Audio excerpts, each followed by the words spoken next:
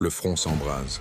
Les troupes russes progressent sur plusieurs fronts, l'OTAN prépare des coups stratégiques et l'UE frappe l'économie russe avec un 18e paquet de sanctions. Bienvenue dans une nouvelle édition de l'actualité chaude, de la guerre en Ukraine. 2 jours qui pourraient redéfinir le cours du conflit. De Zaporizhia à Kharkiv, les forces russes libèrent des villages stratégiques, encerclant les positions ukrainiennes et coupent les voies de ravitaillement. Mais l'Occident ne reste pas passif. Sanctions records, livraison de Patriot et un plan choc de l'OTAN pour neutraliser Kaliningrad.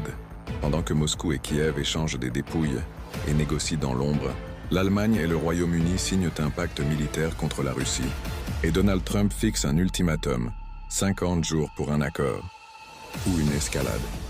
Vous êtes sur le point de découvrir les dernières avancées tactiques, les enjeux géopolitiques et les conséquences mondiales de ce conflit.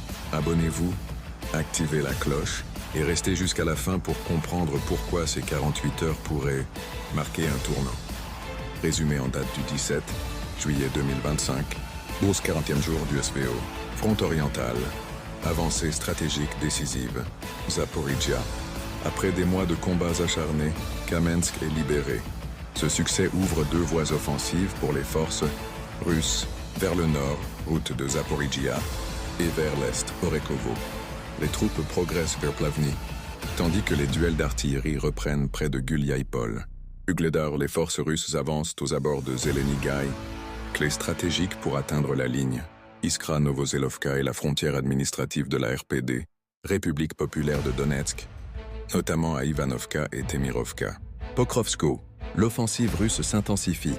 Novoekonomichesku encerclé, les forces russes approchent à moins de 3 km de Pokrovsk.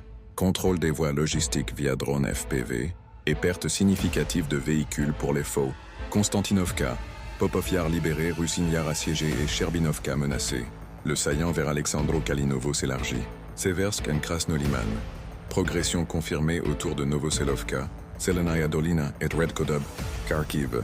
Prise de position stratégique autour de Volchansk, Tikhi et Degtyarny. Le front s'étend vers l'est. Kherson.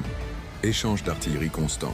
Le Krasnopol détruit un poste ukrainien à Antonovka, tandis que 2 civils sont blessés à Alechki. Front de Kupiansk. Expansion de la tête de pont. Au-delà de l'Oskol près de Krasny-Pervi. Soumis. Les infiltrations ukrainiennes sont repoussées. Varachino presque entièrement libéré. Miropol sous pression.